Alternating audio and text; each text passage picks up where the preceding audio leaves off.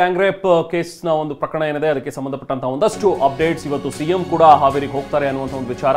ಅತ್ಯಾಚಾರವೆಸಗಿದವರ ವಿರುದ್ಧ ಕಠಿಣ ಕ್ರಮ ಆಗಬೇಕು, ಶಿಕ್ಷೆ ಆಗಬೇಕು ಅನ್ನುವಂಥ ಒಂದು ಮಾತುಗಳನ್ನ ಈಗಾಗಲೇ ಸಂತ್ರಸ್ತ ಮಹಿಳೆ ಹೇಳಿದಾಳೆ. ಆದರೆ ಇನ್ನೊಂದು ವಿಚಾರವನ್ನ ಆಕೆ ಹೇಳಿರುವಂಥದ್ದು, ಈ ಪ್ರಕರಣದಲ್ಲಿ ಯಾರು ಭಾಗಿಯಾಗಿಲ್ವೋ ಅಂತ ಇಬ್ಬರನ್ನ ಬಂಧಿಸಲಾಗಿದೆ ಅನ್ನುವಂಥ ಒಂದು ಮಾತನ್ನ ಕೂಡ ಈಕೆ ಹೇಳಿದಾಳೆ. ಪೊಲೀಸರು ಜೀಪ್ನಲ್ಲಿ ನನಗೆ ಫೋಟೋ ತೋರಿಸಿದ್ರು, ಅದರಲ್ಲಿ ಇಬ್ರು ನನ್ನ ಮೇಲೆ ದೌರ್ಜನ್ಯ ಎಸಗಿದವರಲ್ಲ ಅನ್ನುವಂಥ ಒಂದು ಮಾತುಗಳನ್ನು ಆಕೆ ಹೇಳಿದಾಳೆ. ಉತ್ತರ ಕನ್ನಡದ ಶಿರ್ಸಿಯಲ್ಲಿ ಸಂತ್ರಸ್ತ ಮಹಿಳೆ ಈ ಹೇಳಿಕೆಯನ್ನ ಕೊಟ್ಟಿದ್ದಾಳೆ.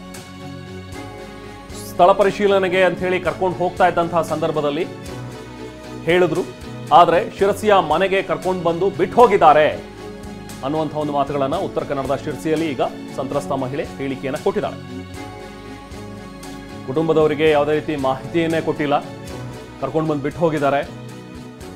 ನನಗೆ ಕುಟುಂಬಕ್ಕೆ ಜೀವ ಭಯ ಇದ್ರೂ ಕೂಡ ರಕ್ಷಣೆ ಕೊಡ್ತಾ ಇಲ್ಲ ನನಗೆ ಅಂತ ಹೇಳಿ ಆಕೆ ಮಾತಾಡಿದಾಳೆ. ಮನೆ ಬಳಿ ಯಾವುದೇ ಪೊಲೀಸ್ ಸಿಬ್ಬಂದಿಯನ್ನು ಕೂಡ ನಿಯೋಜನೆ ಮಾಡಿಲ್ಲ, ನನಗೂ ಮತ್ತು ನನ್ನ ಫ್ಯಾಮಿಲಿಯವ್ರಿಗೂ ಥ್ರೆಟ್ ಇದೆ ಅಂತ ಹೇಳಿ ಶಿರ್ಸಿಯಲ್ಲಿ TV9ಗೆ ಅತ್ಯಾಚಾರಕ್ಕೆ ಒಳಗಾಗಿರುವಂತಹ ಸಂತ್ರಸ್ತ ಮಹಿಳೆ ಹೇಳಿಕೆಯನ್ನು ಕೊಟ್ಟಿದ್ದಾಳೆ.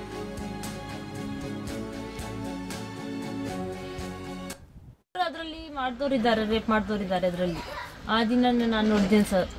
ಕಡೆಗೆ ಅವ್ರು ಬ್ಯಾಡ್ದೇವ್ರು ಪಾಪ ಅವ್ರು ಇಲ್ಲಾಗಿದ್ರು, ಅವ್ರಿಗೆ ತಂದು ಹಾಕಿದ್ದಾರೆ ಲೋಕಪಲ್ಲಿ ಅವರು ಸರ್. ಬೇಕಾದವ್ರು ಸಿಗ್ಲಿಲ್ಲ, ಅವರಿಗೆ ವಿಡಿಯೋದಲ್ಲಿದ್ದವ್ರು ಸಿಗ್ಲಿಲ್ಲ, ಬ್ಯಾಡ್ದೇವ್ರಿಗೆ ತಂದು ಹಾಕಿದ್ದಾರೆ ಲೋಕಪಲ್ಲಿ. ಬೇಕಾದವ್ರಿಗೆ ಹಿಡಿಲಿಲ್ಲ ಅವರು.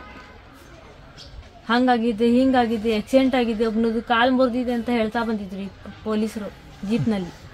ಇಬ್ರು ಬೇಕಾದವ್ರು ಸರ್, ಇಬ್ರು ಮಾಡಿದವ್ರು ಸಿಕ್ಕಿದ್ದಾರೆ, ಮತ್ ಬಾಕಿಯವ್ರು ಸಿಗ್ಲಿಲ್ಲ ಸರ್. ಈಗ ನಂಗೆ ಇಬ್ರು ತೋರ್ಸಿದ್ರು ಫೋಟೋ, ಅವ್ರಿಬ್ರು ಅಲ್ಲ ಸರ್, ಇಬ್ರು ಫೋಟೋ ತೋರ್ಸಿದ್ರು ಅವರು ಜೀಪ್ನಲ್ಲಿ ಈಗ ಬರುವಾಗ ಸರ್. ಇಬ್ರು ಇಲ್ಲ, ಅದರಲ್ಲಿ ಶಿಕ್ಷೆ ಆಗ್ಬೇಕು ಸರ್ ಅವರಿಗೆ. ಸರ್ ಅವ್ರಿಗೆ ಬಿಡಬಾರ್ದು ಸರ್, ಅವ್ರಿಗೆ ಶಿಕ್ಷೆ ಕೊಡ್ಬೇಕು.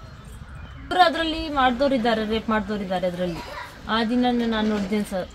ಕಡೆಗೆ ಅವ್ರು ಬ್ಯಾಡ್ದೇವ್ರು ಪಾಪ ಅವ್ರು ಇಲ್ಲಾಗಿದ್ರು, ಅವ್ರಿಗೆ ತಂದು ಹಾಕಿದ್ದಾರೆ ಲೋಕಪಲ್ಲಿ ಅವರು ಸರ್. ಬೇಕಾದವ್ರು ಸಿಗ್ಲಿಲ್ಲ, ಅವರಿಗೆ ವಿಡಿಯೋದಲ್ಲಿದ್ದವ್ರು ಸಿಗ್ಲಿಲ್ಲ, ಬ್ಯಾಡ್ದೇವ್ರಿಗೆ ತಂದು ಹಾಕಿದ್ದಾರೆ ಲೋಕಪಲ್ಲಿ. ಬೇಕಾದವ್ರಿಗೆ ಹಿಡಿಲಿಲ್ಲ ಅವರು. ಹಂಗಾಗಿದೆ, ಹಿಂಗಾಗಿದೆ, ಆಕ್ಸಿಡೆಂಟ್ ಆಗಿದೆ, ಒಬ್ನದು ಕಾಲು ಮುರಿದಿದೆ ಅಂತ ಹೇಳ್ತಾ ಬಂದಿದ್ರು ಈ ಪೊಲೀಸರು ಜೀಪ್ನಲ್ಲಿ. ಇಬ್ರು ಬೇಕಾದವ್ರು ಸರ್, ಇಬ್ರು ಮಾಡಿದವ್ರು ಸಿಕ್ಕಿದ್ದಾರೆ, ಮತ್ ಬಾಕಿಯವ್ರು ಸಿಗ್ಲಿಲ್ಲ ಸರ್. ಈಗ ನಂಗೆ ಇಬ್ರು ತೋರ್ಸಿದ್ರು ಫೋಟೋ, ಅವ್ರಿಬ್ರು ಅಲ್ಲ ಸರ್, ಇಬ್ರು ಫೋಟೋ ತೋರ್ಸಿದ್ರು ಅವರು ಜೀಪ್ನಲ್ಲಿ ಈಗ ಬರುವಾಗ ಸರ್. ಇಬ್ರು ಇಲ್ಲ, ಅದರಲ್ಲಿ ಶಿಕ್ಷೆ ಆಗ್ಬೇಕು ಸರ್ ಅವರಿಗೆ. ಸರ್ ಅವ್ರಿಗೆ ಬಿಡಬಾರ್ದು ಸರ್, ಅವ್ರಿಗೆ ಶಿಕ್ಷೆ ಕೊಡ್ಬೇಕು. ಇಬ್ರು ಅದರಲ್ಲಿ ಮಾಡ್ದವ್ರು. ಇದು ಸಂತ್ರಸ್ತ ಮಹಿಳೆ ನೀಡಿರುವಂತಹ ಒಂದು ಹೇಳಿಕೆ. ಯಾರು ತಪ್ಪು ಮಾಡಿದಾರಲ್ಲ ಅಂಥವರಿಗೆ ಶಿಕ್ಷೆ ಆಗಬೇಕು, ಆದರೆ ನಾನು ನೋಡಿದ್ದೀನಿ ಫೋಟೋದಲ್ಲಿ ಯಾರು ಇದರಲ್ಲಿ ಭಾಗಿಯಾಗಿಲ್ವೋ ಅಂಥವ್ರನ್ನ ಕರ್ಕೊಂಡು ಹೋಗಿ ಅರೆಸ್ಟ್ ಮಾಡಿ ಲಾಕಪ್ಪಲ್ಲಿ ಹಾಕಿದ್ದಾರೆ.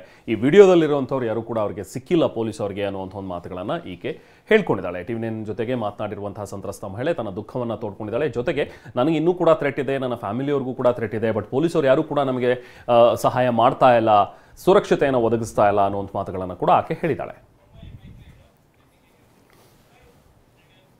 ಇನ್ನು ಹಾವೇರಿಯ ಹಾನಗಲ್ನಲ್ಲಿ ಗ್ಯಾಂಗ್ ರೇಪ್ ಕೇಸ್ಗೆ ಸಂಬಂಧಪಟ್ಟ ಹಾಗೆ ಬೊಮ್ಮಾಯಿ ಸರ್ಕಾರದ ವಿರುದ್ಧ ಕಿಡಿಕಾರಿದ್ದಾರೆ. ಸಂತ್ರಸ್ತೆ ರೇಪ್ ಆಗಿದೆ ಅಂತ ಹೇಳಿದ ತಕ್ಷಣ FIR ದಾಖಲು ಮಾಡಬೇಕಾಗಿತ್ತು, ಯಾಕೆ ಮಾಡಲಿಲ್ಲ ಅಂತ. ಹಾಗಾದ್ರೆ ಬಸವರಾಜ ಬೊಮ್ಮಾಯಿ ಏನು ಹೇಳಿದ್ರು ನೋಡ. ಪ್ರಕರಣ ಆಗಿ 5 ದಿವಸಕ್ಕೆ ಪೊಲೀಸರು FIR ಮಾಡಕ್ಕೆ ತಯಾರಿರಲಿಲ್ಲ. ಆ ವಿಕ್ಟಿಮ್ ತಂದೆ ಬಂದು ಮಾಡಿದ ಮೇಲೆ FIR ಮಾಡಿದ್ರು. ಆದರೂ ಕೂಡ ಬರೀ ಅಸಾಲ್ಟ್ ಕೇಸ್ ಮೇಲೆ FIR ಮಾಡಿದ್ರು. ಆ ಹೆಣ್ಮಗಳು ಗ್ಯಾಂಗ್ ರೇಪ್ ಆಗಿದೆ ಅಂತಂದರೂ ಕೂಡ ಇವರು ಕೇಸ್ ಮಾಡದಿರುವಂಥದ್ದು ಪೊಲೀಸರ ದೊಡ್ಡ ಅಪರಾಧ.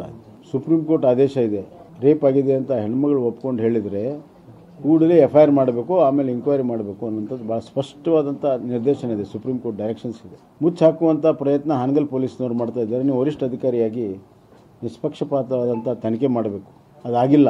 ಈಗ ಮ್ಯಾಜಿಸ್ಟ್ರೇಟ್ ಮುಂದೆ ಹೇಳಿಕೆ ಕೊಟ್ಟ ಮೇಲೆ ಈಗ ನೀವು ಕೇಸ್ ಬುಕ್ ಮಾಡಿ ಮೊದಲನೇ ದಿವಸ 3 ಜನರನ್ನ, ಆಮೇಲೆ ಮತ್ತೆ 3 ಜನರನ್ನ ಅರೆಸ್ಟ್ ಮಾಡಿ, ಒಟ್ಟು 7 ಜನರಲ್ಲಿ 6 ಜನ ಅರೆಸ್ಟ್ ಮಾಡಿ.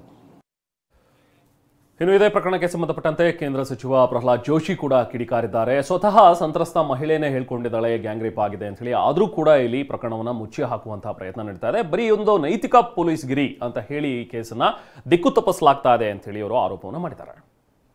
ದೊಡ್ಡ ಮಾತನಾಡ್ತಾ ಇದ್ರು ಮುಖ್ಯಮಂತ್ರಿಗಳು, ನೈತಿಕ ಪೊಲೀಸ್ಗಿರಿಯನ್ನು ಸಹಿಸುವುದಿಲ್ಲ.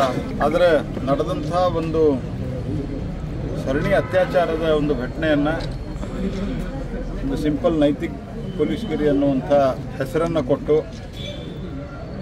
ಅದನ್ನು ಮುಚ್ಚಿ ಹಾಕುವಂಥ ಪ್ರಯತ್ನ ನಡೆದಿದೆ. ಸ್ವತಃ ಸಂತ್ರಸ್ತೆ ಹೇಳಿಕೆ ಕೊಟ್ಟ ನಂತರವೂ ಸಹಿತ ಸರಿಯಾದ ತನಿಖೆ ಆಗ್ತಾ ಇಲ್ಲ, ಸರಿಯಾದ ಹೇಳಿಕೆಗಳು ದಾಖಲಾಗ್ತಾ ಇಲ್ಲ. ಓವರಾಲ್ ರಾಜ್ಯದಲ್ಲಿಯೂ ವಿಶೇಷವಾಗಿ ಆ ಜಿಲ್ಲೆಯಲ್ಲಿ ಈ ರೀತಿಯ ಘಟನೆಗಳು ಭಾಳ ಜಾಸ್ತಿ ಆಗ್ತಾ ಇದ್ದಾವೆ. ಇದಕ್ಕೊಂದು SITಯನ್ನು ರಚಿಸಬೇಕು. ಈ ರೀತಿಯ ಘಟನಾವಳಿಗಳು ಪುನರಾವರ್ತನೆ ಆಗಲಾರದಂತೆ ಕ್ರಮವನ್ನು ಕೈಗೊಳ್ಳಬೇಕು.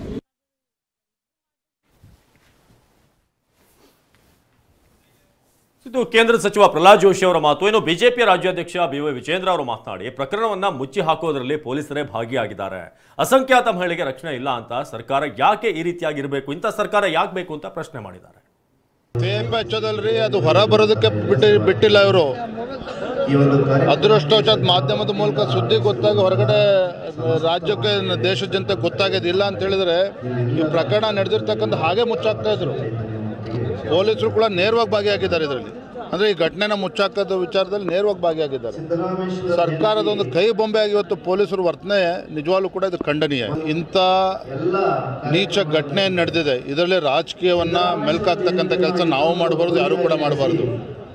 ಆದರೆ ಒಂದು ಅಲ್ಪಸಂಖ್ಯಾತ ಮಹಿಳೆಗೆ ಅಥವಾ ಮಹಿಳೆಗೆ ರಾಜ್ಯದಲ್ಲಿ ಇವತ್ತು ರಕ್ಷಣೆ ಇಲ್ಲ ಅಂತ ಹೇಳಿದ್ರೆ ಯಾತಕ್ಕೋಸ್ಕರ ರಾಜ್ಯ ಸರ್ಕಾರ ಇರಬೇಕು, ಯಾತಕ್ಕೋಸ್ಕರ ಪೊಲೀಸ್ ವ್ಯವಸ್ಥೆ ಇರಬೇಕಾಗಾದ್ರೆ?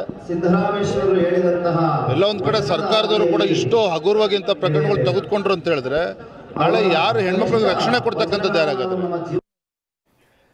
ಇನ್ನು ಇಷ್ಟೆಲ್ಲ ಆರೋಪಗಳ ನಡುವೆ ಇವತ್ತು ಸಿಎಂ ಹಾವೇರಿ ಜಿಲ್ಲಾ ಪ್ರವಾಸವನ್ನ ಕೈಗೊಂಡಿದ್ದಾರೆ. ಸಾಕಷ್ಟು ಕುತೂಹಲವನ್ನ ಕೆರಳಿಸಿದೆ ಈ ಒಂದು ಪ್ರವಾಸ. ಯಾಕಂದ್ರೆ ಒಂದು ಕಡೆ ಈ ಗ್ಯಾಂಗ್ ರೇಪ್ ಪ್ರಕರಣ ಆಗಿರುವಂಥದ್ದು, ಸೊ ಅದ್ರ ಬಗ್ಗೆ ಈಗಾಗಲೇ ಪ್ರತಿಪಕ್ಷಗಳು ಸಾಕಷ್ಟು ಒಂದು ಹರಿಹಾಯ್ತಾ ಇವೆ. ಸೊ ಈ ಟೈಮ್ನಲ್ಲಿ ಸಿಎಂ ಪ್ರವಾಸವನ್ನ ಮಾಡ್ತಾ ಇರುವಂಥದ್ದು ಕುತೂಹಲಕ್ಕೆ ಎಡೆ ಮಾಡಿಕೊಡುತ್ತೆ. ಯಾಕಂದ್ರೆ ಇದುವರೆಗೂ ಕೂಡ ಸಿಎಂ ಈ ಪ್ರಕರಣದ ಬಗ್ಗೆ ಏನು ಒಂದು ಸ್ಪಷ್ಟವಾದಂತಹ ಒಂದು ನಿರ್ಧಾರಗಳನ್ನ ಹೇಳಿಲ್ಲ. ಸೊ ಹಾಗಾಗಿನೇ ಈಗ ಪ್ರತಿಪಕ್ಷಗಳು ಕೂಡ ಹರಿಹಾಯ್ತಾ ಇವೆ. SIT ರಚನೆ ಆಗಬೇಕು, ಸಿದ್ದರಾಮಯ್ಯ ಅವರು ಇದಕ್ಕೆ ರಿಯಾಕ್ಟ್ ಮಾಡಬೇಕು ಅಂತ ಹೇಳಿ ನೋಡಬೇಕು ಯಾವತ್ತು ಸಿದ್ದರಾಮಯ್ಯ ಅವರು ಏನು ರಿಯಾಕ್ಟ್ ಮಾಡ್ತಾರೆ ಅಂತ ಹೇಳಿ. ಸೊ ಇದೆಲ್ಲ ಪ್ರಕರಣದ ನಡುವೆ ಇವತ್ತು ಜಿಲ್ಲಾ ಪ್ರವಾಸವನ್ನು ಕೈಗೊಂಡಿದ್ದಾರೆ. HAL ಏರ್ಪೋರ್ಟ್ನಿಂದ ತೆರಳುತ್ತಾರೆ ಸಿಎಂ. ವಿಶೇಷ ವಿಮಾನದಲ್ಲಿ ಮೊದಲು ಹುಬ್ಬಳ್ಳಿಗೆ ಹೋಗ್ತಾರೆ. ಹುಬ್ಬಳ್ಳಿ ಏರ್ಪೋರ್ಟ್ನಿಂದ ಹೆಲಿಕಾಪ್ಟರ್ ಮೂಲಕ ಅವರು ಪ್ರಯಾಣವನ್ನು ಬೆಳೆಸ್ತಾರೆ. ಇವತ್ತೇ ಕಾರ್ಯಕ್ರಮ ಮುಗಿಸಿ ವಾಪಸ್ ಬೆಂಗಳೂರಿಗೆ ಬರ್ತಾರೆ. ಸೊ ಇವತ್ತು ಒಂದು ಚಿಕ್ಕ ಪ್ರವಾಸ, ಒಂದು ದಿನದ ಪ್ರವಾಸವನ್ನು ಕೈಗೊಂಡಿದ್ದಾರೆ. ಬಟ್ ಕುತೂಹಲಕ್ಕೆ ಎಡೆ ಮಾಡಿಕೊಂಡಿರುವಂಥದ್ದು 2 ಕಾರ್ಯಕ್ರಮಗಳಲ್ಲಿ ಇವರು ಸಿಎಂ ಭಾಗಿಯಾಗ್ತಾರೆ. ಒಂದು ಶರಣ ಸಂಸ್ಕೃತಿ ಉತ್ಸವ ಅಂತ ಹೇಳಿದೆ, ಅಂಬಿಗರ ಚೌಡಯ್ಯ ಜಯಂತಿ ಹಿನ್ನೆಲೆಯಲ್ಲಿ. ಸೊ ಬೆಳಿಗ್ಗೆ 11 ಗಂಟೆಗೆ ಹುಬ್ಬಳ್ಳಿಯಿಂದ ಸಿಎಂ ಪ್ರಯಾಣವನ್ನು ಮಾಡ್ತಾರೆ. ಹುಬ್ಬಳ್ಳಿಯಿಂದ ನರಸೀಪುರ ಹೆಲಿಪ್ಯಾಡ್ಗೆ ಬರ್ತಾರೆ. ರಾಣೆಬೆನ್ನೂರು ತಾಲೂಕಿನ ನರಸೀಪುರ ಬಳಿ ಇರುವಂಥ ಒಂದು ಹೆಲಿಪ್ಯಾಡ್. ಸೊ ಅಲ್ಲಿ ಅಂಬಿಗರ ಪೀಠದ ಕಾರ್ಯಕ್ರಮದಲ್ಲಿ ಸಿಎಂ ಭಾಗಿಯಾಗ್ತಾರೆ. ಚಿಕ್ಕಬಾಸೂರಿನ ನಂತರ ಸಿದ್ದರಾಮೋತ್ಸವ ಅಂತ ಒಂದು ಕಾರ್ಯಕ್ರಮ ಏನು ಮಾಡ್ತಾ ಇದ್ದಾರೆ, ಸಿದ್ದರಾಮೋತ್ಸವ ಜಯಂತೋತ್ಸವ, ಅದರಲ್ಲೂ ಕೂಡ ಭಾಗಿಯಾಗ್ತಾರೆ. ಸೊ ಇವತ್ತು ಮಾಧ್ಯಮದವರಿಗೆ ಏನಾದರೂ ಮಾತಾಡ್ತಾರಾ, ಈ ಪ್ರಕರಣದ ಬಗ್ಗೆ ಏನು ಹೇಳ್ತಾರೆ ಸಿಎಂ ಅನ್ನುವಂಥದ್ದು ಸಾಕಷ್ಟು ಕುತೂಹಲಕ್ಕೆ ಎಡೆ ಮಾಡಿಕೊಡ್ತಾರೆ.